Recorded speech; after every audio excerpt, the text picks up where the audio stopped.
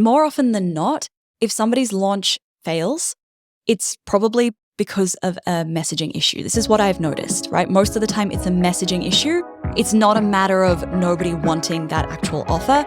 It's just that they couldn't communicate it in a way that made people realize this was what they needed, and this is something that they should prioritize spending their money on.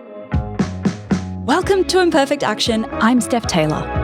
For years, I read all the books, downloaded all the freebies, and did all the courses. But it wasn't until I started taking imperfect action that my business had its first $1 million year. Imperfect action is about doing things before you're ready, prioritizing consistent action over perfect action, and moving forward, even when you're not sure you're doing it right. On this show, you can expect mindset advice, actionable marketing tips, and strategies to build a business that brings you more profit, more freedom, and even more joy. Are you on the list to get my daily Biz Boosters? Every day, I'll send you a bite-sized prompt designed to help you grow your business in a more intentional way. Sign up at stephtaylor.co/DBB or at the link in the show notes. Hey, welcome back to Imperfect Action. This is episode 679. Today, I'm talking about a big mistake that I noticed happening with people who are creating online courses, programs, memberships, basically any kind of offer that they are then planning to launch out into the world. Now, the big mistake is spending too much time focusing on the content of your product and not actually thinking about your launch, or more specifically, how you're going to sell this product. Now, when I'm talking about the launch in this context, I'm not talking about the very first time that you put it out into the world and there's this big, champagne and confetti and, oh, my online course is available finally to buy for the very first time. That's not what I mean by the launch. By the launch, I mean the sales process, the way that you are selling this offer, and you might launch the same offer several times in 1 year. So the big mistake is spending way too much time creating the content and not enough time thinking about how you are going to sell it. Now, wanting to create the best online course, program, membership is great. But unfortunately, the best offer, the best product, it's not going to sell itself. And that's where your strategy comes into it. It has nothing at all to do with creating the product and what goes into it, and everything to do with how you are going to get it into your customers' hands. Right? You could make the best offer, jam pack it full of value and content, and it would still struggle to sell itself. Now, this is the big mistake that I see people making, is they spend way too much time creating that course, that program, that membership, and not enough time actually launching it. Launching it is one of the ways you can test that idea. It's how you can get that feedback to then tweak it and pivot it if you need to. And it's how you get that offer in front of people. It's how you sell it.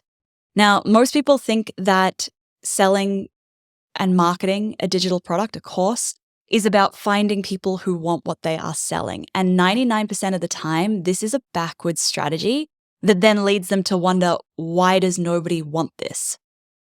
If you are dead silent for 11 months and then poke your head out of your cave to promote your offer for a month, and then you disappear again the minute doors close, your audience isn't going to trust you, let alone buy from you.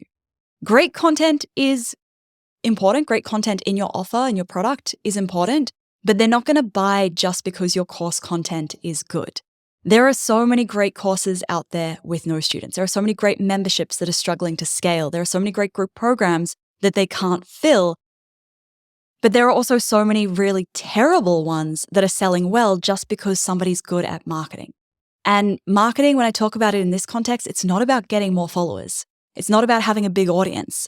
You can have a great product and a big audience and still struggle to sell your offer if you don't get these things right. So, firstly, clarity on exactly who your offer is for. You may think you know who your offer is for, but most of the time when I chat to my students about this, or clients as well in our VIP days, they try and tell me who their offer is for, and I realize, they're rambling because they actually don't know who their offer is for. So they're just giving me like the word vomit version of it. If I ask you, who is your offer for? And your response is some kind of broad segment of people, business owners, for example, rather than saying a business owner who is in their third year of business and runs some kind of service-based business. Or if your answer includes and, or it includes or, right? A business owner who runs a service-based business or an e-commerce business. That means you don't know who your offer is for clearly enough. And two problems with not knowing exactly who your offer is for. Firstly, your offer is not going to get them the best result. The best kind of online course or program is the one that gets the right people from A to B the quickest possible way. But if you have a really broad intended buyer for this offer, then it's going to be really challenging because you might have to add extra content just in case they're in this situation or just in case they have this problem. And the other problem is that your messaging won't resonate with them in a way that makes them think, oh, this was made for me. And instead, you might find that they're questioning, is this for me? Or they won't see the value in it. Then number 2, audience research. Once you know who your offer is for, you need to start talking to people who are similar to that ideal client. Find out what they're struggling with. Find out how they are experiencing the problem that your offer solves. Find out what they desire, and then listen to the language that they use to talk about it. Using the language or listening to that language is the shortcut to creating messaging that resonates with the right people and shows them that it's the right choice for them. It's exactly what they need. It also shows you what you need to include in your offer and what maybe you don't need to include because they already understand this. And it also shows you what kind of free content you need to share in the lead up to doors open, which leads me to number 3, free content. So when I talk about free content, I'm talking about social posts, podcast episodes if you have a podcast, emails to your list, everything that you are sharing for free online in that 60 to 90 days before you actually ask somebody to buy. And all of this content is ideally bridging what I call the magician's gap, the gap between where your ideal client is right now and where they need to be ready to buy your particular offer. This content's not going to be how-to content. Instead, you're going to cover that bridge. You're going to bridge that gap in their knowledge, their understanding, right? Your audience research will help you to understand where your audience is at right now, where your ideal client is at right now. And you as the expert also need to start thinking about where do they need to be ready to buy? And then you can bridge that gap with your free content so that when you sell to them, you've already brought them on this journey to where they need to be, right? Your other free content piece is your launch lead magnet. Now, back in episode 674, I shared an episode on how to develop the right lead magnet for a particular offer. If you want to listen to that episode, send me a DM on Instagram. I'm there at stephtaylor.co. Send me the number 674, and I'll send you the automatic link to go and listen to that episode directly. Now, next week, I'm also running a free live event for people who are on the Launch Magic waitlist only. It is capped at 100 attendees, but you need to be on the waitlist to score an invite. So if you send me a DM on Instagram, send me the word magic, or if you visit stephtaylor.co/magic, you can join the waitlist over there and you'll get that invite when it goes out. Okay. Number 4, your offer messaging. So in other words, how are you communicating your offer in a way that makes the right person think this was made for me and the wrong person realize, oh, this isn't for me? So your messaging is going to include how you preempt your ideal client's questions and their objections and how you address those. It's going to include how you communicate the problem that your offer solves, the solution to their problem, and the transformation that they're going to have once that problem is solved. It's going to communicate who it's for, who it's not for. And you could have the best online course, program, membership, whatever, but if your messaging sucks, it's not going to sell. And more often than not, if somebody's launch fails, it's probably because of a messaging issue. This is what I've noticed, right? Most of the time, it's a messaging issue. It's not a matter of nobody wanting that actual offer. It's just that they couldn't communicate it in a way that made people realize this was what they needed, and this is something that they should prioritize spending their money on.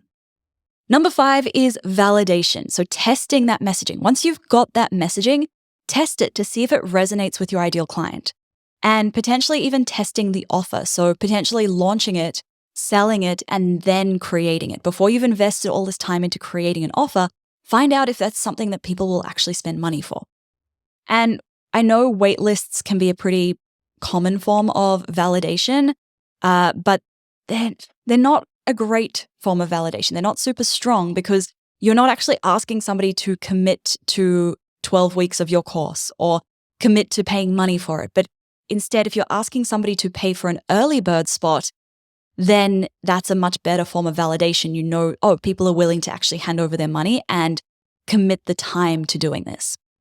Number 6 is audience growth and email list building. Now, I regularly chat with people who tell me some version of, I'm disappointed in my launch because only 10 people signed up. And then we do a little bit of digging into the numbers, and it turns out that they only had 100 people on their email list and their launch actually converted at 10%, which is amazing. Rather than waiting for your audience to be big enough before you launch, start that 60 to 90-day launch process and grow your audience at the same time and focus on building your email list. Because now once you start to think of launching as something that you can do over and over again, each time you launch, you can grow your audience a little bit more and you can sell more. And once it's converting well, then you can invest in paid ads and you can really double down on growing that audience and then converting them. And then lastly, number 7, your launch assets. So your sales page, your cart open emails, your webinar slides, all of those things, they're not an afterthought. These are the things that actually help to sell your offer. They bring together your messaging in a way that helps the right people decide that your offer is right for them, and the wrong people realize that your offer is the wrong one for them. And it's not just all about sharing those features and benefits, right? So it's not about saying, oh, we've got 10 Zoom calls so that you can ask all of your questions. But it's also thinking about what are the hesitations that might stop somebody from signing up, or what questions might they have? So if you've got 10 Zoom calls, some of the questions to preempt might be, what time are the calls? Do I have to attend them live? Are there recordings? Can I submit my questions ahead of time? These are all potential questions that will come up for somebody that can stop them from buying. So there you have it. Those are 7 things that matter more than the content that's inside your product. Yes, create the most incredible experience for your students. Yes, over-deliver, but that's not what's going to sell. Okay, so if you want to actually sell your offers, you also need to focus on who is that ideal client, getting really clear on them, doing that audience research, creating epic free content, getting clear on your offer messaging, validating that messaging and that offer, building your audience and your email list, and creating strong strategic launch assets. That is it for today's episode. If you have learned anything from this show so far, please take the 30 seconds and leave a quick rating and a review. I really, really appreciate everyone who does that. Thanks so much for listening. Catch you next time.